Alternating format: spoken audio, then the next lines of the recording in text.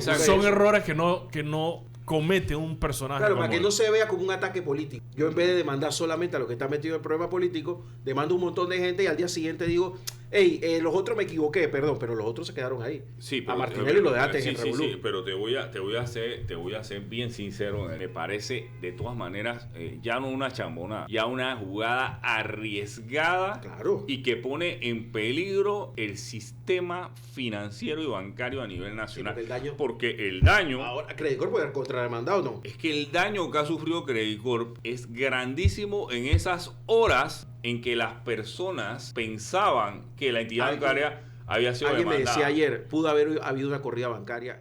Comenzamos con la tertulia de martes. El doctor José Abel Almengor, ex magistrado de la Corte Suprema de Justicia, ex fiscal de droga y abogado respetado de la localidad. ¿Cómo estás? Muchas gracias, Guillermo. Un placer estar contigo, con Arame, este programa toda la semana. Y definitivamente hoy hay temas No, yo creo que ahí para tirar para el aire. Yo creo que ahí Buenos días. estamos con 3 horas. Don Arán Cisneros, ex asesor presidencial.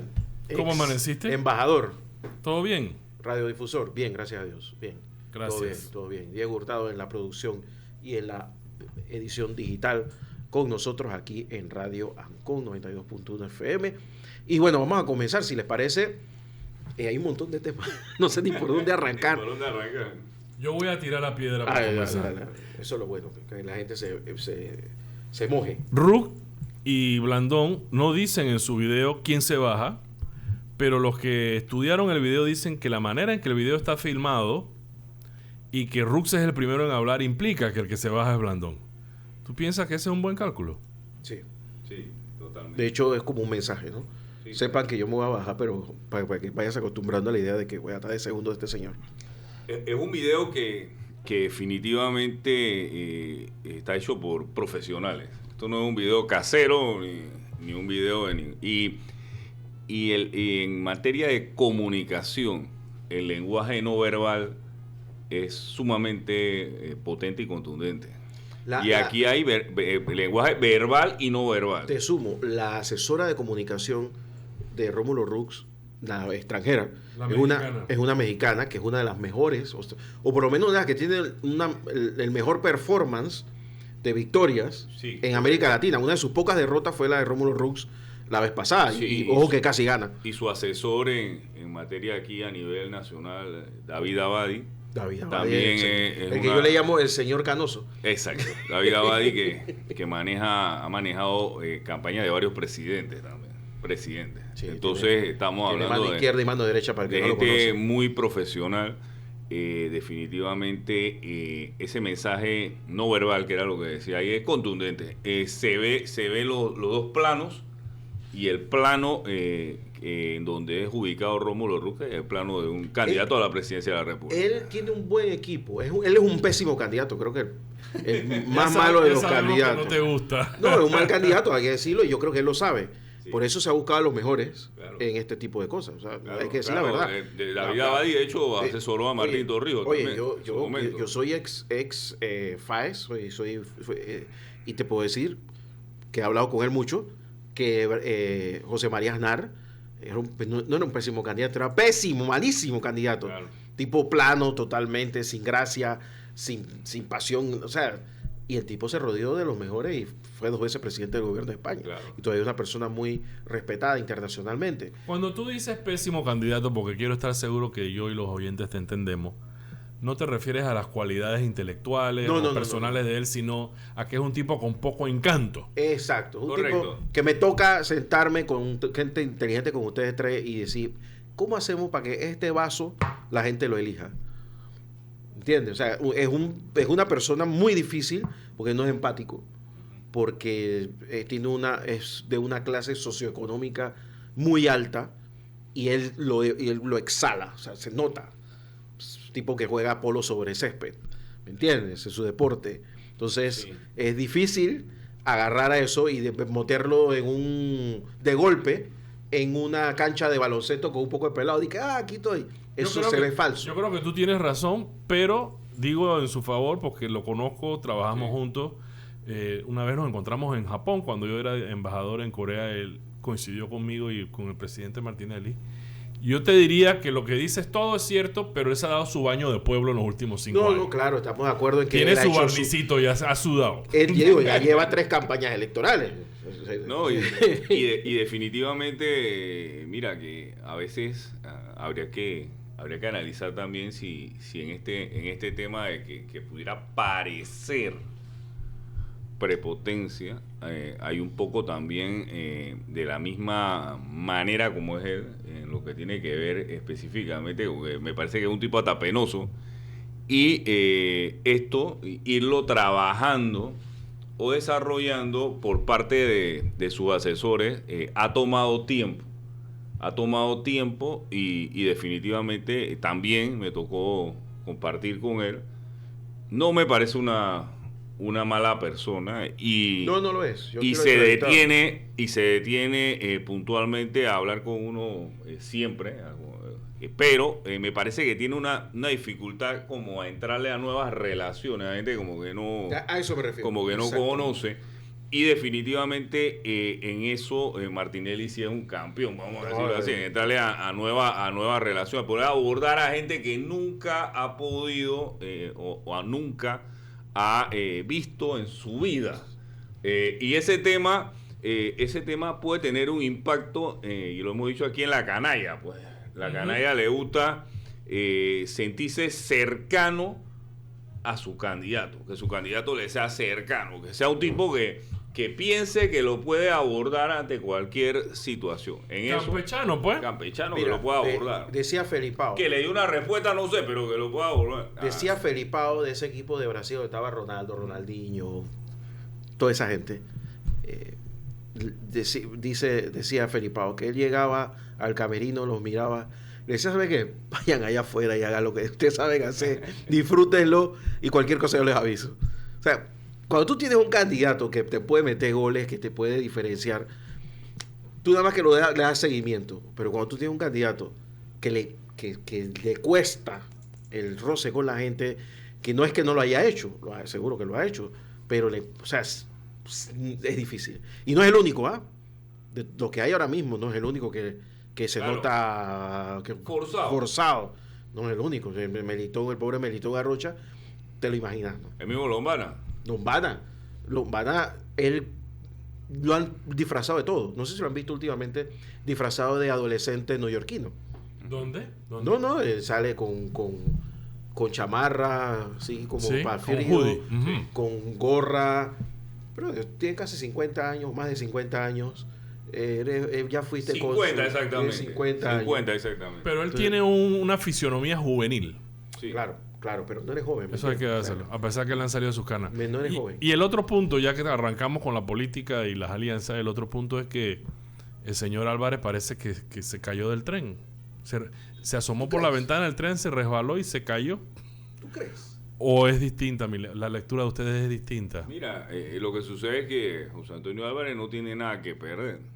Incluso se ha hablado con cierta recurrencia en los últimos días, principalmente, que él ha estado conversando con el Partido Popular, porque realmente lo que está persiguiendo de alguna forma es cómo salvar ese partido y en ese tema definitivamente que va a requerir, no sabemos cuántos votos pueda meter este partido realmente en las urnas, pero él está en capacidad de conversar con todo el mundo. Yo pienso que el tema de la alcaldía no se va a dar.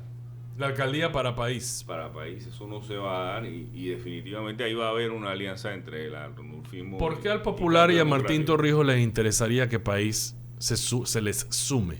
En política todo suma. Y definitivamente que es el arte de lo imposible, ¿no? Entonces, ahí hay un grupo interesante. Recordemos que País, o la inscripción de País, estuvo muy relacionada con grupos evangélicos. El hermano del señor Álvarez es el primo hermano. Son primos. Primo hermano. Ya. Y los grupos evangélicos en este momento pareciera que se han quedado sin abanderado, porque el abanderado de los grupos evangélicos y de ciertos grupos de la iglesia, específicamente grupos de la Iglesia Radical era el señor Paco Carrera. El señor Paco Carrera se le ha escuchado poco movimiento en los últimos días. Si País logra aglutinar esos grupos, específicamente grupos relacionados con pro familia, con podemos llamarle sectores pro familia, con ciertos sectores específicamente relacionados con el tema específico de los evangélicos, pudiera ser una situación interesante. Lo que pasa es que lo que ha complicado a País, a ciertos grupos evangélicos y a ciertos grupos de la iglesia, es que hay temas que en otros países son trascendentales y para el electorado panameño, al menos en las encuestas, no tienen ninguna relevancia, como el tema del matrimonio igualitario. Ese es un tema que en otros países te voltea una elección. En Panamá no. Hay otros temas como la legalización de las drogas. Eso en Panamá no tiene ninguna relevancia. Entonces, teníamos que ver cuáles son los temas que ahora mismo están teniendo en Panamá relevancia. La Caja de Seguro Social. Y en este momento el tema de la minera se ha convertido en un tema campaña. Y eso lo veo hasta ahí. Sí, se ha convertido en un referéndum contra el gobierno.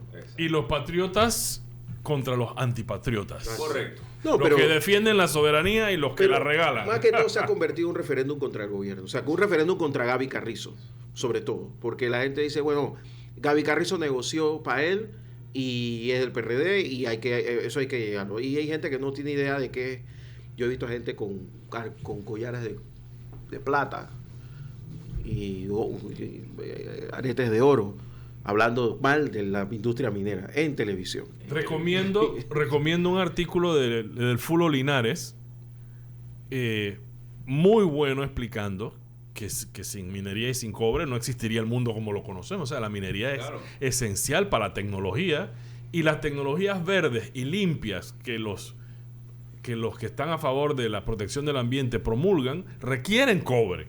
¿Cuándo fue la primera vez que yo oí hablar de Minera Panamá? En el año 2013. Y yo creo que todavía no estaba First Quantum. Estaba otra. Y creo que después vi lo de Petaquilla, que fue otra cosa. Yo no vi nada de esto. Y tú sabes que cuando comienza la primera fase de Minera Panamá, 97. Recuerdo que Suntra comenzó a tener problemas graves en el lugar con la empresa que estaba haciendo en ese momento el desarrollo, porque querían que los trabajadores fueran del Suntra. O sea, no era que cerraran la mina, no, sino que el que fueran a emplear fuera. Yo recuerdo haber hablado largo rato y le di la razón a Saúl Méndez, porque él decía, no, pues eso me van yendo de filipinos. Yo, bueno, es verdad, bueno, hay que pelear para que estén más panameños. Ahora, claro, el conocimiento lo tienen ellos, tu gente no lo tiene. Tienes que encontrar una forma en la que, en la medida que tu gente vaya teniendo conocimiento, los que están extranjeros se vayan yendo. Parece que eso quedó ahí y pasó el tiempo y ahora resulta ser que todo es malo y todo hay que cerrarlo. En el fondo, yo al principio pensaba, esto es una expropiación solapada, pero ahora me quedo pensando que en realidad es más simple. Es lo que estamos hablando acá. Yo creo que es un referéndum contra Gaby Carrizo. Totalmente. Mira, aquí se está hablando de minería desde 1997. Ya son 5 presidentes. Y ojo, de minería en esta etapa, vamos a decirlo. En el año 78, ya Marto Rijo mandó a darle la vuelta al Cerro Colorado. Minería de cielo abierto. Ese negocio se cayó, producto de que cayó el cobre a nivel internacional. A mí me tocó en esa época, siendo un niño, recorrer toda esa área de San Félix, específicamente, con mi papá, que mi papá trabaja como inspector en el Instituto de Recursos Hidráulicos y Electrificación, y ellos tenían carros de cuadrilla que verificaban todas las torres de transmisión. Esa torre de transmisión, muchas coincidían con los afluentes del río San Félix, específicamente en Lajas. Ese río San Félix desembocaba en la playa de Lajas. Y lo interesante del tema es que ya en esa época nosotros observábamos cómo se afectaba específicamente el tema el tema de los ríos, a través de que se lanzaban desechos a los ríos, y eran desechos de color platino.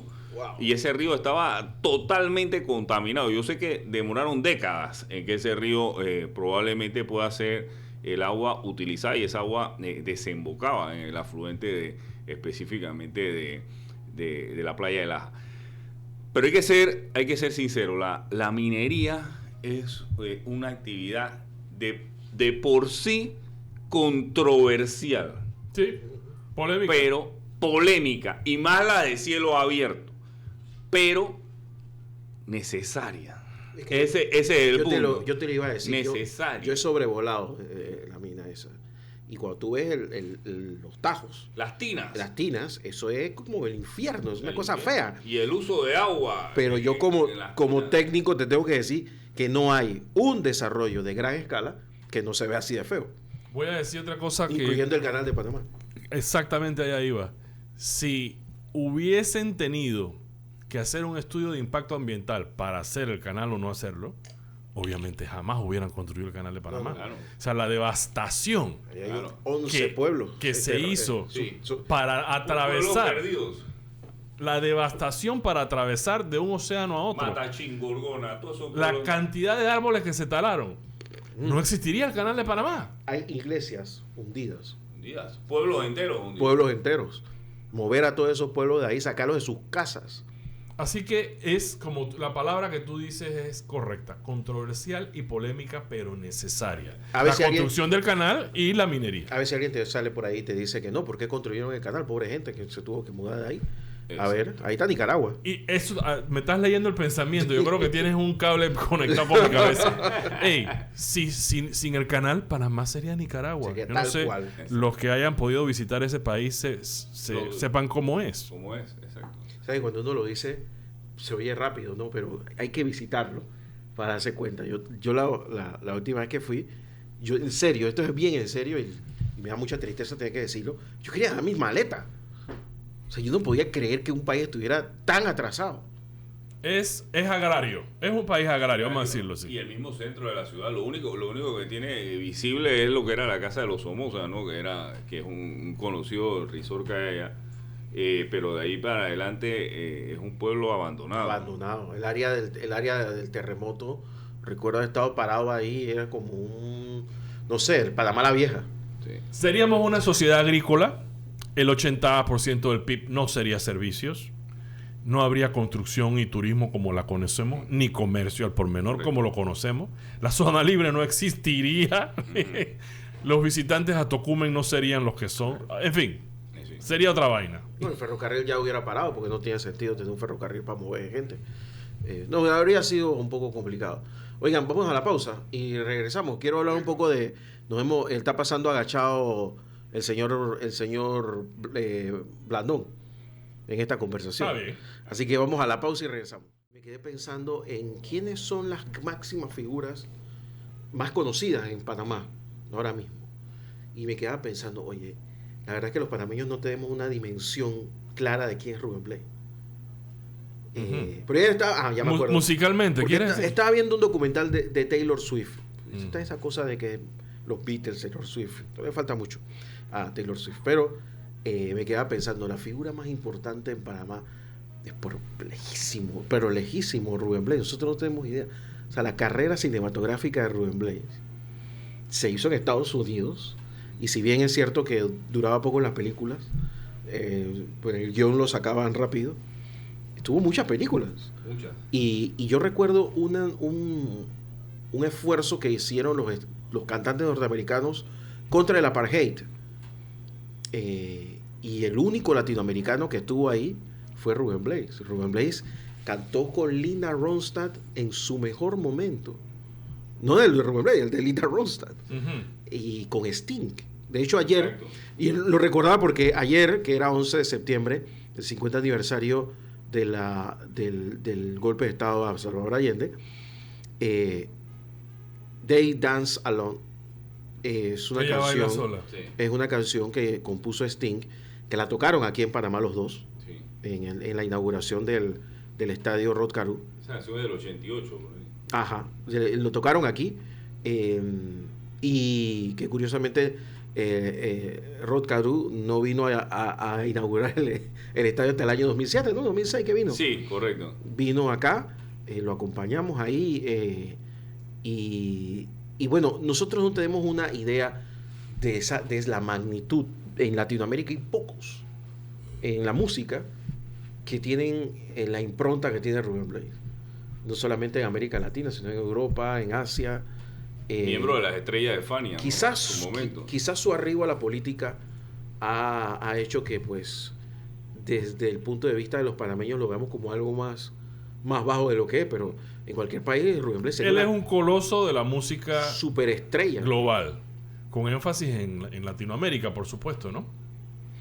Sí. Lo que sea donde sea que venda un boleto en América Latina lo llena. Se especuló que el grupo el grupo parapolítico, vamos, le digo parapolítico porque es un partido político disfrazado. Y que obvia la ley electoral, y que cuando lleguen al poder van a obviar también la ley, porque si lo hacen ahora lo van a hacer después. Entonces este grupo parapolítico andaba con esta coqueteo con Rubén Blades, que andaba en gira. Yo sé que Rubén Blades, oye, más que coqueteo, es un arrope. Que se dejaba querer de ellos. Yo imagino por aquello el entusiasmo de los pelados y todos los demás, pero después llegó a un escalón más. No sé si ustedes vieron lo que dijo Ricardo Lombana. Ricardo Lombana dijo que él y los independientes estaban dispuestos a sumarse a José Blandón. Y eso incluía, me imagino, que a Rubén Blades, porque ellos estaban hablando. De hecho, se especuló mucho que Rubén Blades podría acompañar a Ricardo Lombana en algún momento, pero después como que Rubén Blades se bajó. Ahora, lo y que como que muchos candidatos de Vamos también no quieren utilizar la papeleta entonces, de Lombana, ¿no? Ahí hay algo. Y entonces la otra cosa es que eso ha hecho cortocircuito con José Blandón, que se ha enredado ahí en una pelea con Lombana. Y a mí me da la impresión de que José Blandón ha ido perdiendo, un tipo que todos conocemos, un político respetado, con trayectoria. Con una carrera larga. Con trayectoria, quizás uno de los estrategas políticos más importantes del país, igual que su papá. Y que ha caído se ha metido en un jardín y se ha enredado solito. Yo no sé qué ustedes opinan. Ha enredado a él y a su partido. Primero se pelea con Toto y ahora acabas de mencionar que hubo otra pelea. Con Ricardo Lombana. Entonces, eso habla un poco raro de un tipo como Blandón, que esté restando. Mira, definitivamente que hay que entender que la candidatura de Ricardo Lombana ha entrado en una fase en este momento de desesperación. Digo desesperación porque no ha logrado aglutinar los apoyos que en un momento esperó iba a tener. Y que definitivamente esa candidatura parte de un egocentrismo. ¿Qué quiero decir con esto? El partido es él, el proyecto es él, y cualquier alianza que se intente llevar adelante no tiene negociabilidad de la presidencia. Entonces, en ese sentido, esas conversaciones con Blandón, que ha demostrado, que de repente está peleando con personas que no están a su altura. No es necesario. Y que sí, en todo momento ha señalado que si hay la necesidad de bajarse, él se va a bajar. Entonces, si él presenta esa flexibilidad, yo no entiendo por qué la candidatura de Lombana no presenta esa flexibilidad, o por qué sería algo extraño que habría que hacerlo a escondida, que Lombana tuviera que reunirse con X o Y sectores. ¿Has escuchado de reuniones escondidas? Sí, no, es que no lo he escuchado. Eso lo dijo el propio Blandón. Oye, y la reunión con doña Mireya que ella expuso. Lo dijo el propio Blandón, que él le había pedido que las reuniones no fueran de conocimiento público por el momento. Entonces, definitivamente que en política los candidatos tienen que reunirse con todo el mundo. Martinelli planteó que se había reunido con gente del Partido Panameñista, con permiso del presidente. 5 veces dijo en un tweet. Así es. Es que la sociedad no está compuesta por marcianos. hay una base de ciudadanos que tiene diferentes ideologías, diferentes intereses. Todo forma parte de ese voto que tiene que conquistar el candidato. Si el candidato pone muros específicamente entre diferentes sectores, esos sectores se van a convertir en definitiva en una situación en donde van a evitar que él obtenga los apoyos necesarios para seguir adelante. Mira, hablaban de Rómulo Rux hace un momento y a mí me parecía bien interesante. ¿Por qué? Ahí hay que hacer un análisis. Blandón tiene una fuerza a lo interno de su partido, una estructura que le permite captar apoyos a lo interno de su partido. 180,000 votos en una contienda. Sí, ahí hay un poder de movilización. Richard Nixon, en muchos de sus específicamente de sus concentraciones, de sus diálogos, manifestaba que él apelaba a la mayoría silenciosa. Uh-huh. Ese término de la mayoría silenciosa es interesante, porque Rómulo Rux fue a una campaña presidencial. Y Rómulo Rux, nadie se imaginó que iba a sacar tantos votos. Esa era la mayoría silenciosa. Sí. Cuando hablamos de la mayoría silenciosa, es esa persona que, y eso lo hemos hablado aquí, que no te dice que va a votar por ti, pero que de alguna manera el día de las elecciones te da el voto. Pareciera que él tiene una fuerza a nivel externa. Esa conjugación de estructura y fuerza parece interesante en una elección. Ahora, estás diciendo que Rómulo gana mucho con que Blandón se le pegó. Sí, Rómulo gana. Y Blandón también gana con... Ahora, ese voto oculto que yo comparto contigo, que existe. Oculto. Ajá. Uh-huh. Que define la elección. Con la presencia de Martín Torrijos, ¿no se hace un poco más difícil de captar por parte de Rómulo? Sí, es correcto. Lo que pasa es que Martín Torrijos, el trabajo que le queda de aquí a los primeros meses del otro año, es lograr convencer a ese voto oculto de que él tiene una chance real de pelear la presidencia de la República. Porque el panameño vota a ganador. Y si se da una polarización, pudiese haber mucho voto oculto, mucho voto de personas que no miraran con de mala forma la candidatura de Martín Torrijos, que pudieran decantarse por otro extremo. Ese tema ahí es interesante. Como estudioso y experto y experimentado en el tema de la democracia cristiana y el PP, ¿quiénes van a votar por Martín en tu opinión, Guillermo? Ya que ese es el vehículo con el que se fundamentalmente independientes. Más que PRD. Pero algo del PRD morderá, aunque sea una esquinita, ¿no? Un pedazo grande. Un pedazo grande. Si Martín le quita por 150,000 votos al PRD, le votarán 400,000. Pienso que le quita más. 400,000 independientes. Por eso te digo que lo de Rómulo es complicado, porque tanto el voto PRD como el voto independiente es muy, muy dinámico. Y es muy difícil consolidarlo. Es muy difícil, hasta el último día. Un trabajo brutal y te va a llevar un montón de plata porque tienes que movilizar ese voto. No es un voto duro. No es un voto duro. Que sí lo tiene Blandón. Blandón tiene un voto duro. Que sí lo tiene Martinelli. Y que siempre, los panameñistas que siempre votarán panameñistas, no importa qué. No importa. Y la gente de Ricardo que siempre votará por él, no importa qué. Hay 500,000 personas que ya demostraron que lo que él diga lo van a hacer. En 3 elecciones ha pasado. El Cambio Democrático ha sacado 500,000 votos en cada elección que Martinelli dice voten por ahí. O sea que esa es una base, porque a mí siempre me dicen el 25% del PRD, o con este otro que también la tiene. Volviendo a Lombana que tú describes, José Abel, entonces hay una clara diferencia entre la flexibilidad y la humildad de Blandón y la inflexibilidad de Lombana. 100%. Eso es un hecho y ahí la campaña se está equivocando. Porque me parece que es un buen candidato. Gravemente.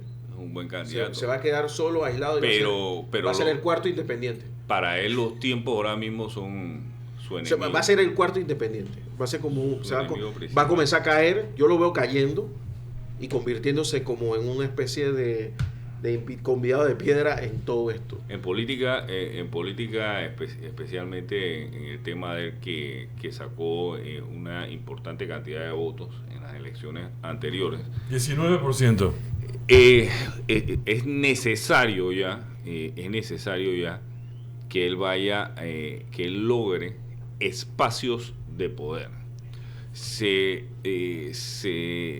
De alguna manera hubiesen podido tener la posibilidad de sacar algunos diputados en las elecciones pasadas con esa cantidad de votos, algunos representantes para el Parlacén. En esta oportunidad es un candidato que, bueno, yo sí no lo consigo, 50 años, un candidato joven, entonces tiene flexibilidad para ir a 3 elecciones más.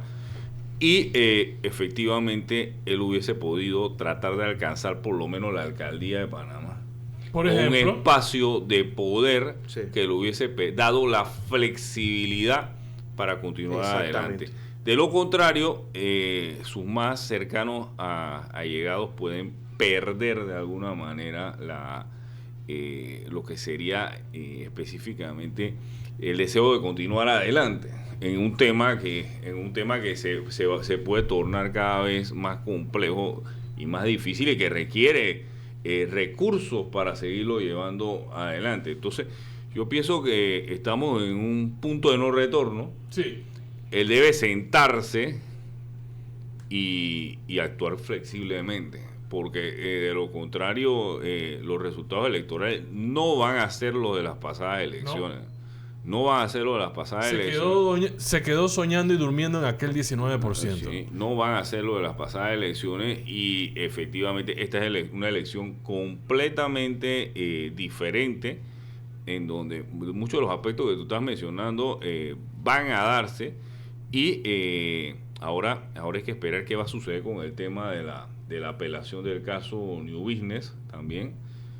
Ya eso ha encontrado un poquito de movilidad porque la semana pasada se resolvieron los famosos recursos de hecho que se le había negado la apelación a un número de personas. Eso sucedió el viernes en hora de la tarde. ¿Qué es un recurso de hecho en palabras sencillas? Sí, ahí había un grupo de personas diferentes a Ricardo Martinelli que habían apelado la decisión. Eso le iba a preguntar, ¿qué les parece eso del Credit Corp Bank? Echada para adelante y la después de eso, había un grupo en New Business, ahora mismo, un grupo que había apelado esa decisión, que es la decisión donde está la condena, la habían apelado y le habían negado la apelación por una falta de término. Eso fue un recurso hecho donde se estaba cuestionando que el fiscal decía que él sí estaba dentro de los términos el tiempo para anunciar los recursos contra el resto de las personas diferentes a Ricardo Martinelli y a un grupo cerrado de personas. El Tribunal Superior ya dijo que sí estaba dentro del tiempo. Si eso compartimos esa decisión o no la compartimos, eso es otra historia, pero eso sí está dentro del tiempo. Así que en las próximas semanas se va a sustentar la apelación con relación a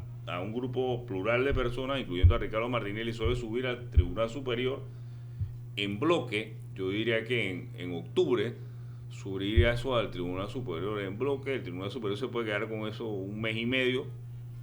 Estaríamos hablando que para noviembre, mediados de noviembre, pudiese estar bajando esa decisión del Tribunal Superior. Con todo.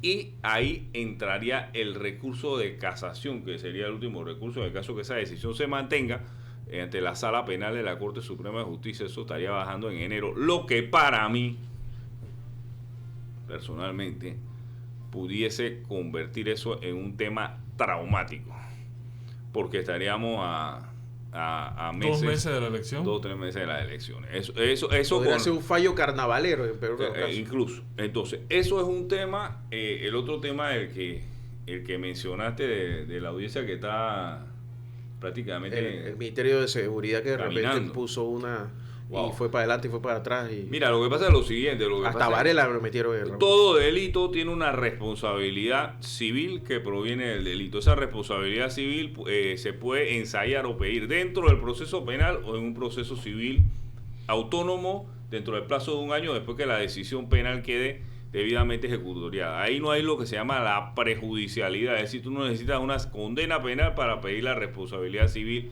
si te vas aparte al proceso civil. Esto parece algo muy técnico. Ellos se fueron dentro del proceso penal, en donde se enreda el tema, en que la entidad bancaria, específicamente, que ellos están pidiendo, que pidieron inicialmente con autorización del Consejo de Gabinete, la responsabilidad civil, no fue imputada como entidad bancaria. Acuérdate que en Panamá existe la posibilidad penalmente de imputar a una sociedad anónima como de imputar a un particular. En este caso se imputaron particulares, no se imputó la misma entidad bancaria. ¿Y por qué no se imputó a la entidad bancaria? Lo desconocemos. ¿Cuáles son las consecuencias de imputar a una entidad bancaria? Obviamente no es que la entidad bancaria va a ir a prisión, sino que, porque eso, ahí entra el debate de la responsabilidad penal de la persona jurídica. No, es que la entidad bancaria puede ser sancionada con mecanismos de índole más que todo administrativo, como que de alguna manera la sociedad queda sin efecto, que queda suspendida. Pero para pedir una responsabilidad penal proveniente del delito a una entidad bancaria había que imputar a la entidad bancaria. Lo que no sucedió. Si eso está bien, si esto está mal, no lo sabemos. Sí. Pero lo que sí es extraño es que se fuera por delante a que una persona catedrático como Carlos Muñoz Pope haya caído en este desliz de decir que vamos a pedir la responsabilidad penal. Vamos a verlo del otro punto de vista. ¿No lo habrá hecho a propósito? Sabiendo que lo iba a retirar y dejando entonces a los otros ahí. Siendo un gran conocedor de la ley, y experimentado, la tesis de Guillermo, el magistrado de la Corte Suprema de Justicia. Claro. A mí se me ocurre son errores que no comete un personaje. Claro, para que no se vea como un ataque político. Yo, en vez de demandar solamente a los que están metidos en el problema político, demando un montón de gente y al día siguiente digo, hey, los otros me equivoqué, perdón, pero los otros se quedaron ahí. Sí, a Martinelli lo dejaste en el revolú. Sí, pero te voy a ser bien sincero en el tema. Me parece, de todas maneras, ya no una chambonada, ya una jugada arriesgada, y que pone en peligro el sistema financiero y bancario a nivel nacional. Sí, porque el daño... Ahora, ¿Credit Corp puede haber contrademandado o no? Es que el daño que ha sufrido Credit Corp es grandísimo en esas horas en que las personas pensaban que la entidad bancaria había sido demandada. Alguien me decía ayer, pudo haber habido una corrida bancaria en esas horas a través de banca en línea. Una corrida a través de banca en línea pudo haber en ese momento, y que pudo haber afectado severamente a la entidad bancaria. Y nada implica que eso no se siga viendo de esa manera en el transcurso de las próximas semanas y meses, porque el ahorrador tiene la misma disposición que los votantes que tú hablaste hace algún momento. Esos votantes que van caminando de un candidato en grupo y se van para el otro, y una semana antes de las elecciones votan por otro y nadie sabe a dónde están, porque no es un voto duro. El ahorrador está viendo cómo cambia su plata de una entidad bancaria a otra. Entonces imagínate que tú le digas a un ahorrador que la entidad bancaria donde tiene sus fondos tiene una demanda de 286 millones de dólares. Dame mi plata. ¿Los imputados fueron personas de la directiva del banco? No fue el banco. En lo absoluto. Los imputados fueron empleados del banco que responden, presuntamente el banco responde solidariamente por la actuación de ciertos empleados del banco en actividades que tienen que ver específicamente con política que conoce a su cliente. Entonces, si no fue una chambonada, fue una irresponsabilidad. Hoy en día hay que ver realmente las consecuencias. Lo que decían los chinos, ¿no? Que no hagas cosas buenas que parezcan malas. Correcto. Lo otro que hay, yo no sé si nos queda tiempo en los 4 minutos que faltan, ya que ustedes trajeron eso a colación. Lo otro que hay en el tapete es Banesco demandando al Estado por unas fianzas mal aplicadas. ¿Lo leyeron? No sé, no. Sí, ayer trascendió algo habría que ver. Hablaban de un arbitraje. Ese es otro tema. Se ha abierto una caja de Pandora ahora. Otro arbitraje más en el área del canal de algunos de los pleitos del canal de Panamá. Hay otra serie de arbitrajes. No solamente ha destruido el empleo, economía, etcétera, sino que también nos va lleno de demandas. Oigan, en el programa de mis buenos amigos Susan Castillo y Hugo Famanía, hace unos minutos, Toto Álvarez dijo lo siguiente. Tenemos 3 opciones, porque dice, las diferentes opciones se pondrán al tapete el 20 de septiembre en el Directorio Nacional del Partido País. Tenemos 3 opciones. Alianza con el PP. Aquí lo hablamos. O grupos independientes. Ir solo. O la más complicada, regresar. Que al decir la más complicada, es que olvídalo. Y eso de los grupos independientes, pues país con grupos independientes garantiza que queda detrás de la ambulancia. Sí, Así pero que, es que acuérdate, vuelvo y te lo digo, acuérdate que cuando él habla de grupos independientes, habla de los grupos asociados a Francisco Carrera. Claro, pero él los está sumando para irse con el PP. Porque acuérdate eso es lo que ha toda dicho. esa base, toda esa cantidad de firmas que recogió Francisco Barrera, él la va a tener La que primera opción que le potenciar en da algún a lado. Hugo y a Susan es el PP, que no lo había dicho nunca, y grupos independientes. Y llevar todos esos grupos independientes Claro, al PP. sumárselos allá a Martín. Exacto. Y de último dice, bueno, regresar es más complicado, o sea, adiós. Es que la gente aquí pierde de vista que Ricardo Raúl Rodríguez fue candidato a alcalde y que obtuvo un gran Así apoyo es. de la masa Que independiente. fue una sorpresa. Que fue una sorpresa. Y él recogía la firma en los restaurantes. Yo me acuerdo que yo estaba hoy en el Dunkin' Donuts ese que está atrás del Parque Urraca y ahí me agarró la firma. Él agarraba una firma en los restaurantes. O sea, este tema no hay que perderlo de vista. La champonada de Blandón ha sido grande esta vez. De ese menú que lees, que habla Toto en el programa Le entrega a Radiografía. Martín Torrijos una alianza. Entonces, por descarte, la opción parece que sería Martín. Le ha entregado con esa peleita. Y fíjate, chambonada de Blandón, pero también chambonada de Rómulo Rux, porque es el segundo partido que se le va. Recordemos que la alianza que tiene Ricardo Martinelli con el partido Alianza, yo lo escuché cuando Muñoz dijo, vengo a acompañar al próximo presidente de Panamá al lado de Rómulo Rux. Y 4 días después estaba con Martinelli. ¿Por qué? Todo parece indicar que Rómulo Rux no se portó adecuadamente, políticamente hablando, con el señor Muñoz. Lo mismo ha pasado ahora con... acaba de descartar esa alianza, porque eso de lo más complicado, en palabras de Toto Álvarez, es chao. Sí, concuerdo contigo.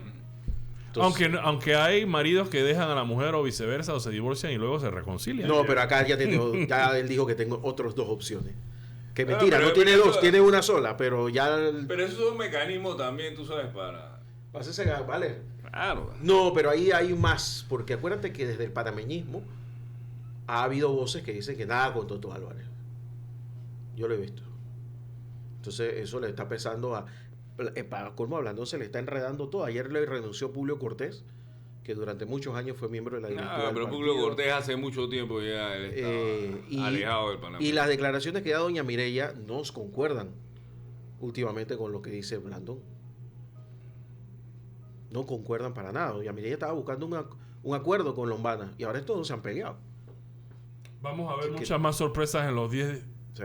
15 días que faltan. Hay un tema que se nos quedó, que es el de los migrantes, pero vamos a hablar ahora, yo lo voy a hablar ahora con Gerardo Berroa. Que ya está listo migrantes, para por ahí arrancar a debe las estar. 9. Bueno, lo tocamos aquí cuando te preguntaba yo que qué implica esa vaina de cerrar una frontera, ¿no? Bueno, Eso lo hablamos en el programa pasado. Es un escenario, pero bien complicado. Bien, pero no, da para un, Bien complicado. da para un programa entero. Difícil. Lo único que yo podría decirte ya de los inmigrantes, lo último es, rapidito, que Estados Unidos requiere personal para la guerra. Y como requiere personal para la guerra, muchas de estas nacionalidades, muchos de estos de esta gente que está migrando para allá serían efectivos, que serían importantes ¿Sabes que eso es lo que va a terminar pasando? en todos los escenarios. Todos estos tipos, Todos los escenarios. estos que están migrando para allá. Y toda la industria que está van a terminar alrededor en de el la army. guerra. Porque imagínate, tienes 2 o 3 hijos, que eso es lo que te está llegando a Nueva York. 2 o 3 hijos. Y no hablas inglés. Reclutamientos. Y te dicen, bueno, es que no hay trabajo, brother. Pero si caminas hacia allá y vas a esa oficina que está ahí hay unos tipos que tienen una kepi y son del Army. Tú te metes ahí y te van a dar trabajo y casa y comida para tu familia. El paraíso. Voy para allá. Voy para allá. Ya. ¿Qué va a pasar? Ese es el final. Que me va a mandar a Irak un par de semanas. Vamos para allá. Don José Abel, gracias por estar Que con pasen nosotros. buen día. Lo hará. Feliz semana. Vamos a la pausa Gracias por y invitarnos. regresamos. Esta fue la tertulia de martes en la mañana Ancon. Regresamos con don Gerardo Berroa aquí en los 92.1 FM y radioancon.com.